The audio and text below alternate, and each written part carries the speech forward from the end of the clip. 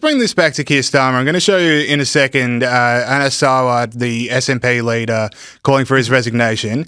But there's 5 stages to the politician chaos. You've got bumpy polls, then you've got rumours about cabinet, then you've got the first use of the media's embattled. Now we're at Keir Starmer having full support of his cabinet, which is the last step before he becomes the formal leader of the UK. So the first kind of major voice against Keir Starmer calling for his resignation was the SNP leader. Let's have a look. This isn't easy, and it's not without pain, as I have a genuine friendship with Keir Starmer. But my first priority and my first loyalty is to my country, Scotland. And I am not willing to sacrifice Scotland's NHS, our schools, our communities, our towns, cities, villages and islands to a third decade of an SNP government. That's why the distraction needs to end and the leadership in Downing Street has to change. It is so obvious that we desperately need change in Scotland. So off the back of that, you had the UK cabinet sort of, wrap their arms around Keir Starmer. They're saying, we're not making a challenge anytime soon. But you can't ignore that is a pretty major voice to say bluntly to the nation, Keir has to go. How long do you give it until Keir is gone? Well, look, let's tackle the comments by the leader of the Scottish Labour Party. And he pretty much said it on the nose. The reason that he said those words is because what we're seeing at the moment is a resurgency from the Scottish National Party. Now, what that actually means is that if the Scottish National Party, the SFP, win at the next general election, then we could be looking at another referendum, another independence referendum for Scotland to become independent of the United Kingdom.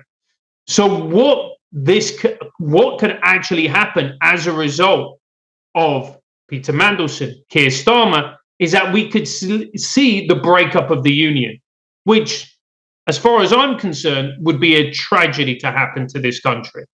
We've already had one referendum and the Scots voted to stay, which I'm enormously grateful for. And I think a lot of English people and obviously a lot of Scottish people and Welsh people, Northern Irish people, because we believe that we are better together. But this idea that,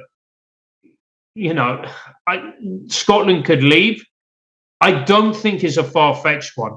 And that's the reason you're seeing the leader of the Scottish Labour Party coming out and asking for Starmer to resign, because he knows that this is a very, very real threat now. Yeah, that would be interesting. But just to the Keir Starmer of it, is it a matter of days until he goes? Is it a matter of weeks? I know there's these by-elections that are the council elections that are coming up. Does he need an absolute whitewash pro-Labor to save his skin, or is this just terminal? Look, when Keir Starmer won the general election, people will talk about a landslide victory.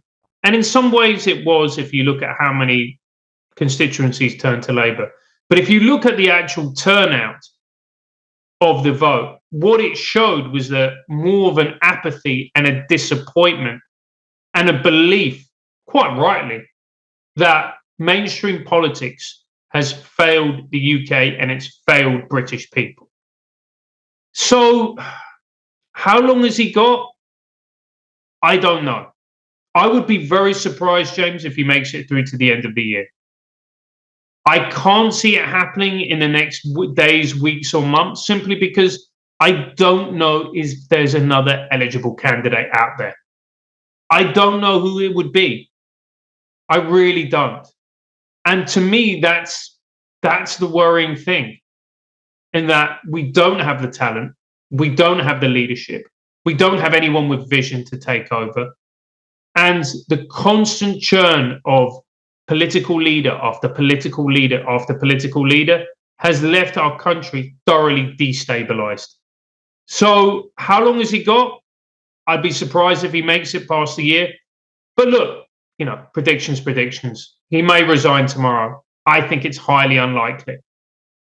Here's why I think he really has to go, and soon, is because So Nigel Farage is, I mean, he can't go wrong. He is going so well in the polls. He's got so much momentum behind him. But if you're looking for Labor an alternative to what Nigel Farage represents, right? So Nigel Farage, he's brash, he's confident, he's out there, he's really energetic. He is just screaming, like, you know, the energy is just screaming the whole time, right? It can hit on a certain point of the electorate who want that energy, who want something new. But if you sort of a foot in each camp, that screaming can really be countered by someone who is just a boring technocrat, which Keir Starmer, I mean, he's the definition of an industry plant. Like, there's no personality, there's no sort of history, there's no big, bold reform agenda. He is just a wet sponge that is the leader, which can be a good thing. Like, I'm using it as an insult, but it can be the kind of leader you want, especially when you've got an opponent who's crazy. I mean, like, Donald Trump, Joe Biden, right? Donald Trump, so much massive energy, so much massive screaming. There was a section of the voters in 2020 that actually wanted the frail old senile Joe Biden as a counterbalance, right?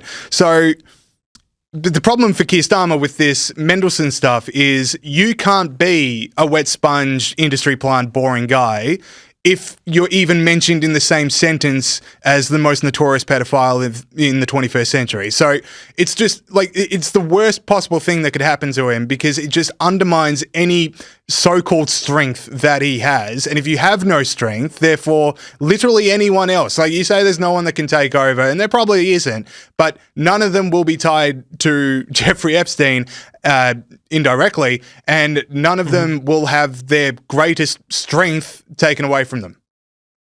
Absolutely. When Starmer was elected, there were a lot of people on the Labour side, MPs, going, right, you know, we've got the adults back in the room now. What we've got is the sensible, serious politicians, and we're not going to have the Boris Johnsons anymore. We're not going to have the rabid populists. What you're going to see is a return to sane and sensible governance. I mean, you're looking at Keir Starmer's prime ministership.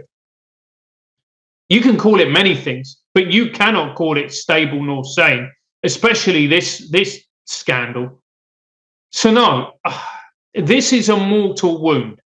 I think that this is something that he will not get over. He will not get over, and he will limp on. But I don't think that this wound will kill him within the next days, weeks, and months.